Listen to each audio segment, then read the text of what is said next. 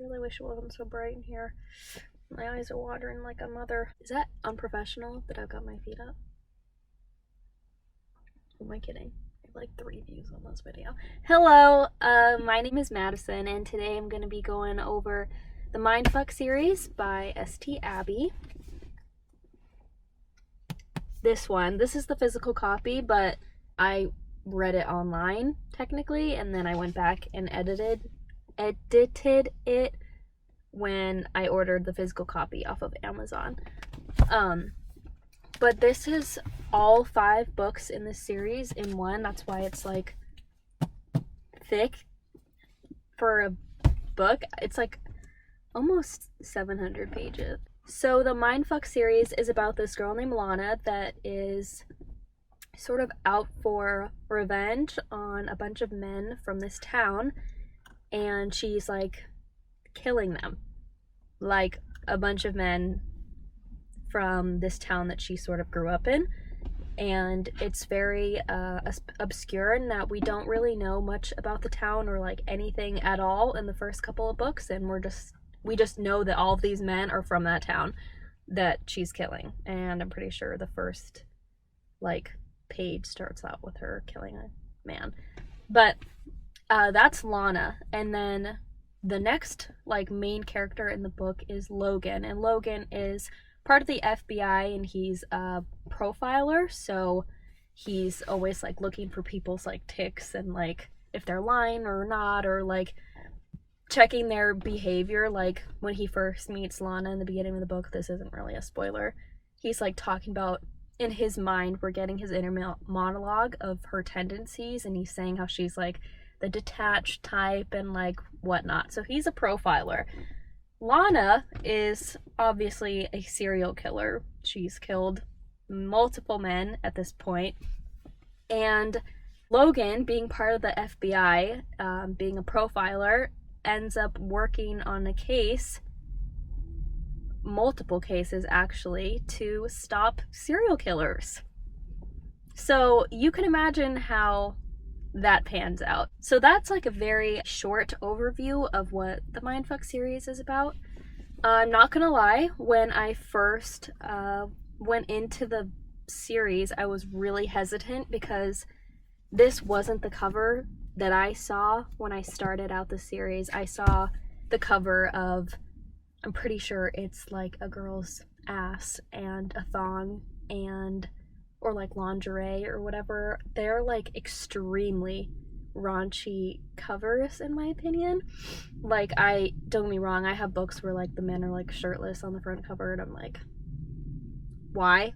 But these covers are like hella raunchy, and I was like, I don't really know what this is about, but I keep seeing people like review it and or not review it, but like say how good it was on my Goodreads. So I was like, okay, I'll give it a shot. And then I started it and I was surprised because I was kind of thinking going into it, this is going to be like a smutty read, which I would see if I thought it was worth continuing the series after the first one. But so basically I definitely like judged the whole series by its covers, because its covers are not it, in my opinion. I'm sorry, like I would never want to read these books in public. If like I had the physical copy of them individually with the original pictures, like maybe I can like insert them here. No, sorry, I'm not gonna be reading that in public. That it would look like I'm reading like questionable material. So yeah, started reading the first book and I was super surprised because I was like, oh, it's like a criminal like thriller, psychological romance kind of series, or at least that's what the vibes I was getting from the first book, and that is like what the whole series is. There is some humor in it, but like mainly it's a dark series. Trigger warning for every single book. It's a really heavy read. I would be super cautious going into it if you are going to read it. There's a lot of sensitive subjects that are mentioned in this book or the whole series, and this is probably the darkest series that I've ever read, and I was like infuriated reading a lot of the scenes where we flash back to things that have happened with Lana to that sort of shaped her into who she is in the present day. Really dark, and it's super heavy, and the material is not something that you just want to read before bed and like as a fucking bedtime story. Like it's very it's a lot. So I'd be really cautious going into it. I had a hard time with a lot of the stuff that was in it, but overall it was like such an excellent series. I'm so happy that I read it, clearly, because I'm making this whole video based off of this series. But that's a really short, or maybe not short, but that is a good little overview of the series without any spoilers or anything. Next, I'm going to be talking about spoiler bits in the book. So if you don't want any spoilers for the book, don't keep watching. And if you've already read it or you don't care about hearing the spoilers, then keep watching this video. Shit, I cannot breathe.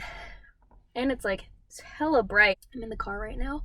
I had to put the windows, or the side mirrors, I had to like face them out because the sun was just like hitting. So my eyes were watering like way worse than they are right now. Anywho, I don't know when my computer's gonna die, so I should probably just like actually start talking about the book. So, okay, in the first book, we start off with Lana meeting Logan in like this restaurant. One of Logan's like FBI friends is like hitting on her and being like a fucking man, or a stereotypical man, and just like being like whatever. Like, I have the book, let's open it. In like the opening scene, he's just he's like being super cocky and like gross, the friend is, and like thinks it's gonna be attractive to her or whatever, and she's not into it, and she's like, you chose the wrong girl. And then she meets Logan because Logan is there obviously with this guy because he works with him, and he's watching the whole thing and just entertained, to be honest, because he knows that the guy he works with is making a complete buffoon of himself, so he's just there for the show basically. And then he catches Lana's attention, or Lana is like, like he piques her interest, and so then they give each other their phone number. I don't remember if I'm pretty sure he gives her his phone number. He gives her like his card or something when he like shakes her hand or something. I don't even know. And then their relationship sort of goes from there, and we see that with him being part of the FBI and like very involved in a lot of the cases that he's on, he has like no time, and he's not normally like in a relationship or anything like that because he has no time to like dedicate to someone, and so that's why he's single, and she's single because she's had a really traumatic past and things that have happened, and her whole mindset is like getting rid of these men that have wronged not only her but her brother as well with disgusting stuff. So she's not worried about finding a guy or like anything like that. She's really hesitant to pursue anything with Logan because she's very distrusting of men, rightfully so, and she knows she has a goal in mind, and it's probably not great for her to get involved with a guy in the FBI. But you can't always help who you love or really like. So obviously they start a relationship together, and it's interesting and funny and also tense because we see like her doing stuff and to these men and whatnot, and then Logan on the other hand is like working on these cases. When we get to his point of view, he's in the police station, everything, working with his coworkers, and he's like, our like unsub is what they refer to as the person that they don't know who committed the crime, is like a male with da-da-da, and they commit the crimes with like no rage, or rage wasn't shown, and like whatever. And it's so funny because I'm like, it's interesting that we just saw like Lana do all this stuff, and she's like sort of trying to come across as like a man to like throw them off her trail, obviously. And so she's like carrying like a heavy backpack and like whatnot. So yeah, maybe I'm getting into too much detail, but when we continue in the book and she has her friend Jake, and Jake was the lover of her brother that ended up dying on the night that shit went down with her and her brother in this fucking awful town. Jake is like her confidant and her best friend, and he super good with like security and everything, and so he is the one that's been taking care of her in terms of like making sure she doesn't get caught and like turning off cameras or putting cameras in houses for like these men to make sure she knows the schedule and like when to go in and whatnot. So it's a huge thing. She's not someone that like goes off the cuff and like just randomly goes and is going off of like feeling like she's angry so she's gonna go do da-da-da. She's like been planning this, like everything that's going on, her and Jake have been planning it for like 10 years. So it's not something that she just thought of overnight. So it's important that everything like goes according to plan for them. So they both have a serious bone to pick with this town, and the whole time we're reading, we don't really know what the hell is going on in this town, to be honest. It's just on the outside it looks like this cookie cutter town, like everything's like fine and whatnot. Like people are like very strange, and you think it's like a religious town, but it's like cult-like and just like wild. So Logan has two co-workers specifically that we hear a lot about. It's Hadley? Where is it? Sorry. Hadley, yes. Okay, so Logan has a co-worker named Hadley, and Hadley ends up becoming really suspicious of Lana because she digs deeper into her past, and she's like, you took the whole identity of a dead girl, like who the fuck are you, like what are you doing with Logan? Like she doesn't know what's going on. And I don't want to, obviously this is spoilers, but I don't want to spoil the entire book. I did really appreciate the relationship that Lana had with Hadley after Hadley learns about Lana, because Hadley's connected to one of the cases where she was, I believe, in foster care, and she had a very abusive and sexually abusive and disgusting guardian. And Lana is super angry one day and sort of takes things into her own hands and goes after this guy, even though he's not on her list of original men that she wants to kill. And Lana and Hadley sort of form like this kinship together, or this relatedness through trauma when Hadley finds out that she killed him. And of course it's like really shocking and everything, and Hadley has a really hard time with it in the beginning, but then sort of form a bond through it, and Lana protecting Hadley in the instance of that case with the man from the foster care that committed these disgusting acts towards not only Hadley but a bunch of other children as well.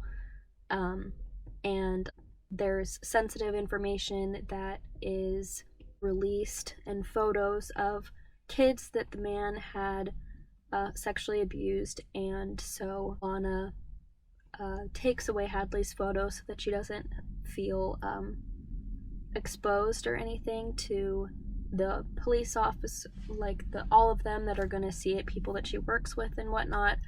And she knows that like seeing a photograph of her young like that is something that's gonna trigger her and just remind her and open up doors to her past that she knows she needs to heal from and let close. So Lana spares her that opened trauma, and making all those people that she works with every day see her like that, Lana takes away that opportunity so that doesn't have to happen. And so then I really appreciated the bond that they form together, even though it's subtle and it's not something like they're BFFs, but I really liked the dialogue and the little bantering and stuff that we got between the two of them. I also really loved Logan's partner. What is his name? I feel like it's Leonard. It is Leonard. Okay, Leonard is another one of Logan's partners, and I was crazy skeptical of him for a long time, or till like the last book of this series, because he's a guy, and I personally, like, don't trust men, period, but, like, I was just skeptical of his character and everything. Like, you have to be skeptical of everyone when you're reading a book, and, well, in real life, too. But anyways, Leonard really changed in my eyes at the last end of the book when he started to, like, sympathize with Lana, knowing she was the one committing these acts of, like, killing these men and everything, given circumstances and everything, knowing the crimes that the men had committed and whatnot. And when he does find out about Lana towards the end of the book, I was, like, really happy and, like, relieved, because he was seeing things from her point of view, but it was also super conflicting at the same time, because you know she's taking matters into her own hands, but you also know that, like, the justice system and everything failed her and failed her brother, and it's just a really hard and touchy subject all around. But I appreciated that Logan had Leonard so that Leonard could be like, okay, well, I have a sister who da-da-da, and, like, let me put things into perspective for you, because you're only seeing it from this way, but you need to look at it from this way too. And there's a point at the end of the book where he had a feeling it was a girl, and he was saying, I hope that she has someone to go to after all of this to sort of, like, keep her sane and keep her human. And I do think that was, like, directed at Logan and how he was gonna react to finding out that Lana was the one committing these murders. Yeah, I was super pissed off in the 4th book with how things ended between Lana and Logan, and explicit scene that happens at the end of the book. I was so angry, and I was angry with Logan and how he was reacting, and I was just, like, heartbroken so many times throughout this book. My emotions were all over the place, and I feel like that's how you know a book was really good, is when it can make you feel so many different things. Like, I felt so much anger and sadness, and also, like, funny humor and stuff like that. I just felt a lot during the duration of reading well, all 5 of the books, the entire series. I just felt like I felt a lot. So I really enjoyed this series. It's super explicit and dark and hard to read, and there's a lot of trigger warnings that I would definitely look up to see if, like, you're able to read something like that, and if not, no worries. You can just hear my long explanation and that's it. But it was definitely a series that I think will stick with me for quite some time, and although it was kind of like a little mini series, there was a lot that was unpacked in these 5 books, and I think the author did a really good job with it. And yeah, it's a really good series. Definitely be super mindful going into it, and yeah, I think super twisted, super dark. Oh, that was one more thing that I wanted to say. My eyes are watering.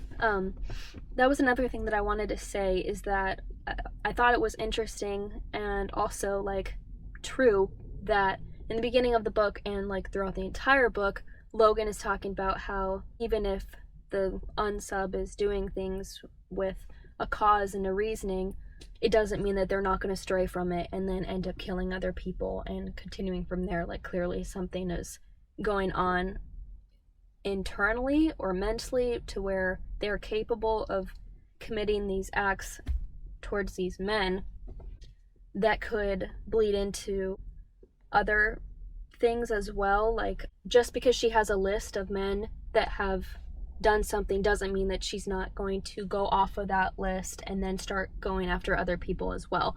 And that's actually addressed at the end of the book when it's their anniversary and they've been together, and he goes, every year on our anniversary I let her, like, kill someone that's, like, done something disgusting or sexually assaulted a woman or anything like that. She is able to kill a man. And he said something along the lines of, there's something in her that, let me just get to it in the book, I swear.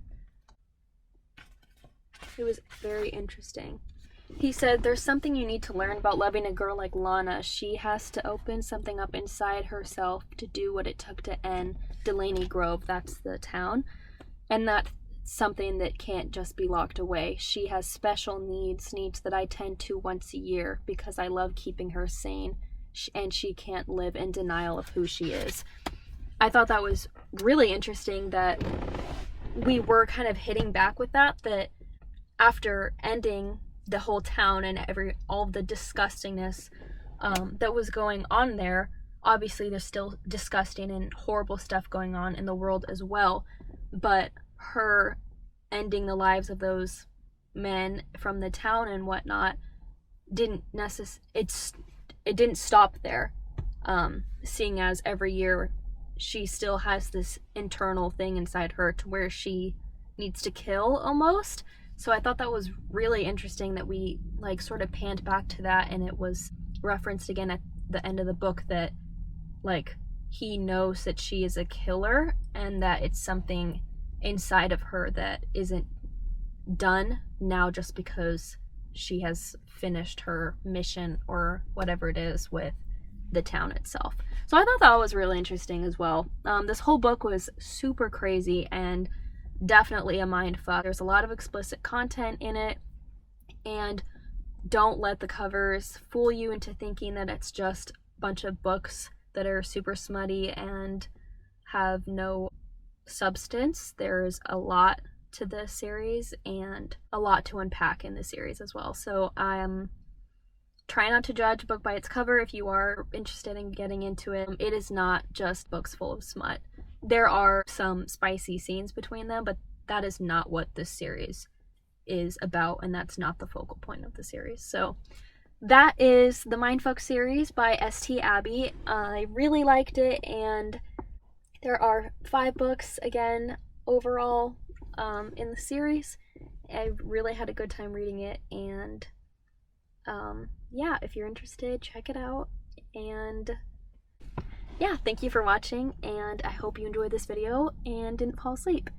And if you did, I hope you had a good nap. So thank you for watching.